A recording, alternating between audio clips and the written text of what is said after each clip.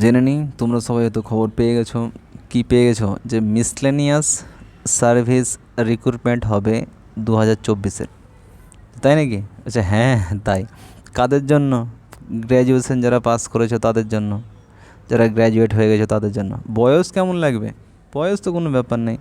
তুমি গ্র্যাজুয়েশন হতে গেলে 20 থেকে 21 বছর লাগবে, তাহলে সেখান থেকে 39 বছর অবধি। তো পড়বো কি? কী পড়বা? পড়তেই হবে না তোমাকে। জিকে থাকবে 75, প্লাস অঙ্ক থাকবে 25। যদি মেন মেন জিনিস ছিল এগুলোই ছিল। এবার যদি মানে তোমাদের জানার ইচ্ছা হয় যে মিসলেনিয়াস ব্যাপারটা কী, মিসলেনিয়াসের পোস্টগুলো যদি শোনো, তুমি অনেকের হয়তো নামই অনেকে শোনেনি, ঠিক আছে, বাট খুবই সুন্দর একটা পোস্ট, শান্তির চাকরি, বেতন তো বলার না। বাহ! সবচেয়ে বড় কথা হচ্ছে গ্র্যাজুয়েটদের জন্য এটা বলা হয় ডব্লিউবিসিএস এর ভাই। কারণ ডব্লিউবিসিএসে কোশ্চেন যা হয় তার থেকেও টাফ কোশ্চেন হয় এখানে। বললো তো আপনি কীভাবে জানলেন? আমি পাস করে আসি, পাস তো করেছি, মেন দেওয়া আছে, তো পাস করেছি, মেন দিয়ে এসেছি, সেজন্য জানা আছে। তো ডব্লিউবিসিএসের তাও মেন্সটা কী হয়, সব গোল করতে হয়। এখানে মেন্স গোল করতে পারবে না, যা করবে সব লিখে আসতে হবে, প্রত্যেকটা সাবজেক্ট লিখে আসতে হবে। লিখে আসতে কত পারবে সেটার উপর ডিপেন্ড করে তুমি নাম্বার পাবে, তোমার হাতের লেখা। তো এটারও সেই রিক্রুটমেন্ট প্রসেস যদি বলা হয় prelims, mains plus interview. Prelims তো পাস করা খুব সহজ, যে 75 প্লাস 25, কিন্তু মেন, মেন বলবো কঠিন, অবশ্যই কঠিন।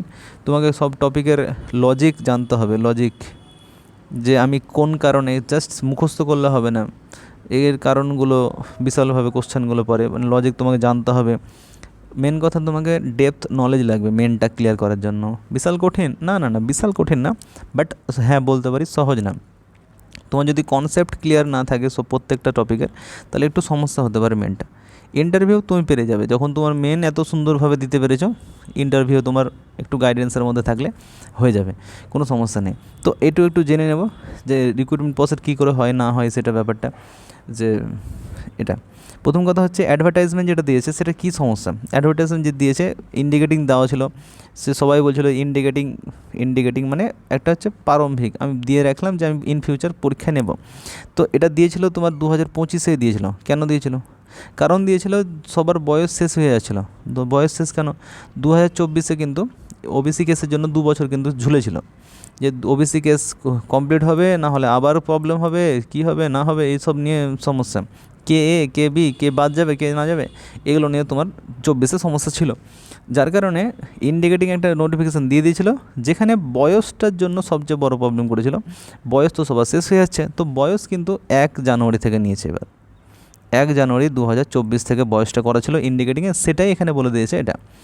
তো এখানে দেখো, এখানে লেখা আছে detail advertisement issued by the public service commission West Bengal. Indicating যেটা ছিল লেখা, সেটার অ্যাডভার্টাইজমেন্ট যেটা ছিল সেটার অনুযায়ী নিয়েছে। ইন্ডিকেটিভ যেটা আছে সেটা, বুঝছো? ঠিক আছে, কোনো সমস্যা নেই। তো কোন কোন পোস্টগুলো দেখে নাও, খুব সুন্দর সুন্দর পোস্ট, অনেকগুলো নামই শোনো তোমরা হয়তো। অ্যাসিস্ট্যান্ট চাইল্ড প্রজেক্ট ম্যানেজার, তোমরা শোনোনি না, আমিও অনেকটা পোস্ট নাম জানি না, ঠিক আছে।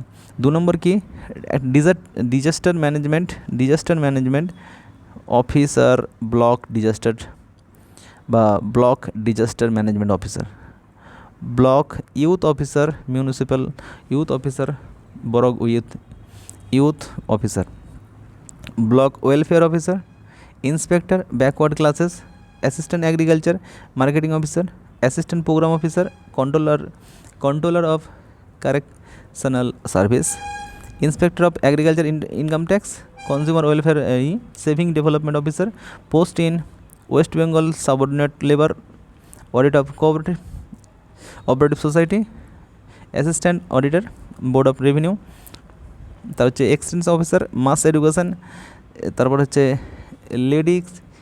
লেডি এক্সটেনশন অফিসার, তারপর হচ্ছে assistant control of correction services, investigating inspector, revenue inspector, এটা। তো তার মধ্যে একটা জাস্ট জানিয়ে দিই, তোমাদের যারা ইডব্লিউএস সার্টিফিকেট করে, ইডব্লিউএস সার্টিফিকেটে এই ইনার সই লাগে, ঠিক আছে, অফিসার র্যাঙ্কের। তোমার বাড়ি এসে সার্চ করবে, দেখে যাবে সব ঠিকঠাক আছে কিনা, বাড়িঘর জায়গা জমি। তো বাকিগুলো পোস্টগুলো বিশাল ইম্পর্টেন্ট আছে যেগুলো আছে, তার মধ্যে 11 পর্যন্ত যারা মানে পদ পেয়ে যাবে তাদের তো একটু বেতনটা বেশি থাকবে, বাকি বেতন থাকবে না তা না। দেখো 1 থেকে 11 অবধি যারা বেতন থাকবে সেটার জন্য থাকবে 32,000 বেসিক পে থেকে 82,900। এটা রোপা অনুযায়ী। তো যখন সপ্তম পে কমিশন রাজ্যে ঘোষণা হবে তখন কিন্তু বেতন তোমার এটা 1.97 বা 2.5 এগুলো কিন্তু বাড়তে পারে, বেতন ডবল হয়ে যেতে পারে, কোনো সমস্যা নেই ওটা। এটা এখন জয়েন করা ব্যাপার, যে কোনোভাবে জয়েন করতে হবে। ভ্যাকান্সি কোনো সময় অ্যানাউন্স করে না, কোনো সময় অ্যানাউন্স হয় না যে নাম্বার অফ ভ্যাকান্সি কতগুলো আছে, হ্যাঁ, মানে সব কিছুই আছে। তো ভ্যাকান্সি কোনো সময়ই হবে না। তারপরে কি রিজার্ভেশন ব্যাপারটা সবসময় যেটা আছে, যে রিজার্ভেশন যেটা আছে সেটা বিভিন্ন জায়গায় রিজার্ভেশন পায়, ইডব্লিউএসরা পায়, এই ওবিসি এসসি এসটি যারা আছে তারা। তার মধ্যে ওবিসি যারা আছে নন ক্রিমিলিয়ার প্রসেস কিন্তু আছে, এটা একটু দেখে নেবে। আর হ্যাঁ, সব যেটা নতুন আপডেট হয়েছে সেই অনুসারেই কিন্তু হবে। কোয়ালিফিকেশান কি? কোয়ালিফিকেশান কিছুই না, তুমি ইউনিভার্সিটির মধ্যে, ইউনিভার্সিটি বলতে কোনো একটা ইউনিভার্সিটির মধ্যে, ইউনিভার্সিটি যেমন ধরে নাও যে কোনো একটা আমাদের মুর্শিদাবাদের যে কোনো একটা কলেজে যদি পড়ো তাহলে সেটা কল্যাণী ইউনিভার্সিটির আন্ডারে পড়ে, ঠিক আছে। তো সেরকম একটা গ্র্যাজুয়েশন করা সার্টিফিকেট তোমার লাগবে, করে দিলে। তোমাকে এখানে বলেছে রিড রাইট ইন বেঙ্গলি, বাংলায় লেখাপড়া জানতে হবে, এটা কিন্তু বলে দিয়েছে। বাংলায় লেখাপড়া তোমার জানতে হবে। যারা নেপালি স্টুডেন্ট আছে আমাদের দার্জিলিং আছে তাদের জন্য কিছু ছাড় আছে, ওটা আলাদা জিনিস, বাট তোমাকে মাস্ট এটা জানতে হবে। বাকিগুলো তোমাদের এমনি বাংলায় নলেজ থাকতে হবে, ঠিক আছে, মাদার টাং বাংলা হতে হবে। এজ কী হতে হবে? এজ 1/1/2024, আমি এটাই খুঁজছিলাম। 20 বছর থেকে 39 বছর অবধি দিতে পারে, যার 2/1/1985 আগের যেন বয়স না হয়, আর 1/1/2004 আগে যেন বয়স না হয়, ঠিক আছে, এটা আছে।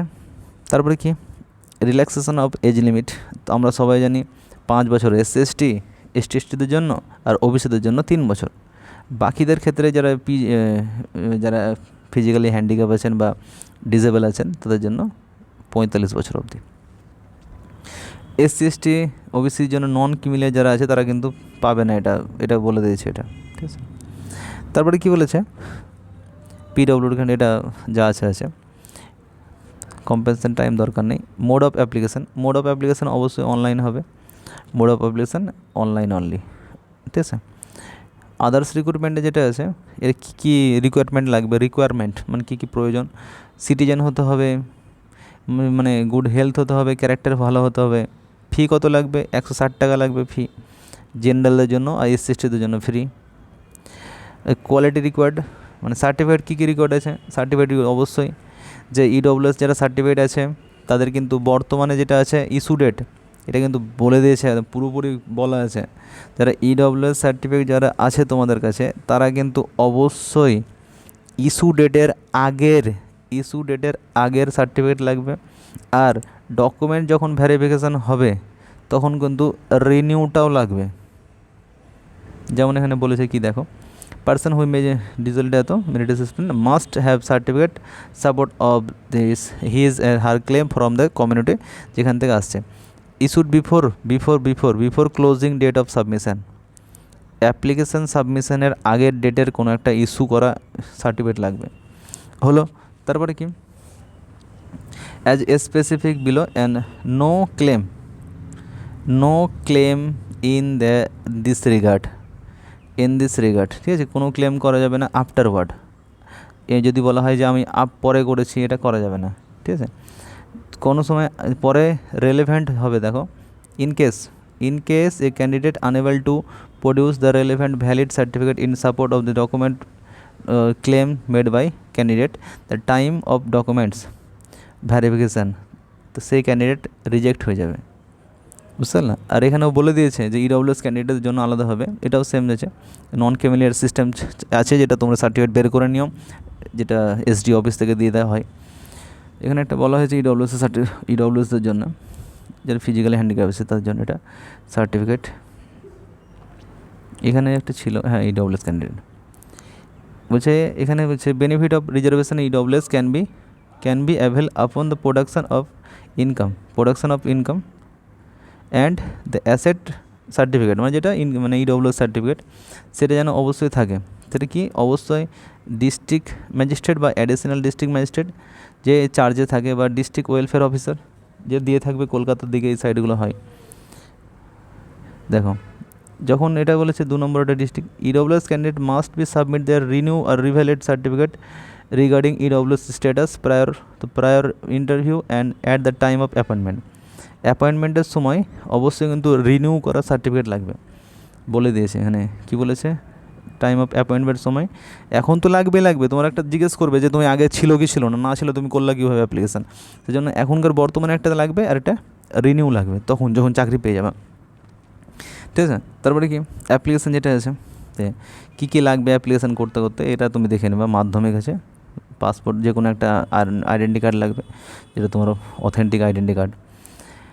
পেনাল্টি যেসবগুলো আছে, ডিডাকশন অফ মার্কস, এগুলো দেখা যাবে, ওগুলো আছে, ক্যাটাগরি আছে, এটা ক্যাটাগরির সঙ্গে বলেছে যে UR 40 পেতে হবে, এগুলো তোমার পরে চেঞ্জ হতে পারে, কোনো সমস্যা নেই,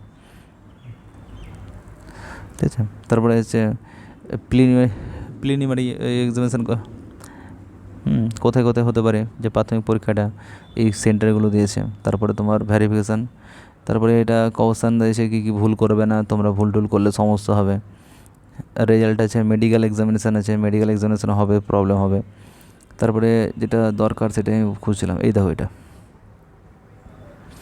এটা হচ্ছে অনলাইন যে সাবমিশন অফ অনলাইন অ্যাপ্লিকেশান 30/4, আর ক্লোজিং মনে রাখবা ডেট লাস্টের দিকে করতে যাও না, যাদের ইচ্ছা আছে ফর্ম ফিল আপ করবো, তার ক্লোজিং ডেটের 10 দিন 5 দিন আগেই করে দিও। 20/5 অবধি আছে, সে তুমি যদি ফিজ 160 টাকা পে করো, সেটারও ডেট সেম 20/5 এটা, ঠিক আছে। 20/5/2026 হচ্ছে এটা, ঠিক আছে। তো এটা মনে রাখবা, খুবই ইম্পর্টেন্ট জিনিস, যে এই 30/4 হচ্ছে শুরু হয়ে ফর্ম ফিল আপ। অনেকে ভাবে যে 1 মাসের ফর্ম ফিল আপ কিন্তু আর নেই, তোমাকে তাড়াতাড়ি ফর্ম ফিল আপ করতে হবে, তাড়াতাড়ি রিক্রুটমেন্ট প্রসেস তাড়াতাড়ি করবে। এডিট করার সিস্টেম দিয়েছে, এটা খুব সুন্দর জিনিস, মজাদার জিনিস, যে তুমি যদি ভুল করে থাকো, এডিট উইন্ডো চালু হবে এই 6 দিন, 22/5 থেকে 28/5। ভুল করে থাকলে কোনো সমস্যা নেই, ওয়েট করবে একটু, 22 থেকে 28 তারিখের মধ্যে তুমি এডিট করতে পারো, কোনো সমস্যা হবে না, ঠিক আছে। এডিট কী করা যাবে সেটাও বলে দিয়েছে, এডিট কী শুধু করা যাবে, এডিট শুধুমাত্র কিছু ফিল্ডে করা যাবে, যেটা করেছে দেখে নেবে এটা, এর এডিটগুলো যেগুলো আছে। তারপরে আর কিছু প্রবলেম আশা করি থাকবে না, এগুলো অত কিছু লাগবে না, এগুলো পরে লাগবে তোমাদের। এই রিক্রুটমেন্টগুলো অফলাইনে যেগুলো আছে, সার্ভিস ফর্ম আছে সেগুলো, তাহলে তোমরা 30 তারিখ থেকে 20 তারিখ অবধি, 30 এপ্রিল থেকে 20 মে ফর্ম ফিল আপটা করে নিও। মিসলিনিয়াসের চাকরি খুব ভালো চাকরি, সিলেকশন প্রসেস খুব ভালো, যে প্রিলিমস, তারপরে মেন্স, তারপরে হচ্ছে ইন্টারভিউ। প্রিলিমস 75টা জিকে আর 25টা ম্যাথ, ইংলিশ থাকে না, ইংলিশ প্রিলিমসে থাকে না, কিন্তু মেন্সে ইংলিশ লিখতে হয়, কোনো আছে বাংলা, ইংরেজি, তারপর হচ্ছে জিকে আর ম্যাথ একটাই পেপার হয়, ঠিক আছে। তো এটা ভালো আছে, তোমরা যদি কোনো প্রিপারেশান নিতে পারো, কন্ট্যাক্ট করতে পারো, ঠিক আছে, প্রিপারেশান করানো হয়। আর নিজের অভিজ্ঞতা আছে অনেকগুলো পরীক্ষায় পাস করার, সেজন্য যদি মনে হয় যে তোমাদের হেল্পফুল হতে পারে, সাবস্ক্রিপশান করতে পারো পরে কিছু জানার জন্য, ঠিক আছে। সাবস্ক্রাইব।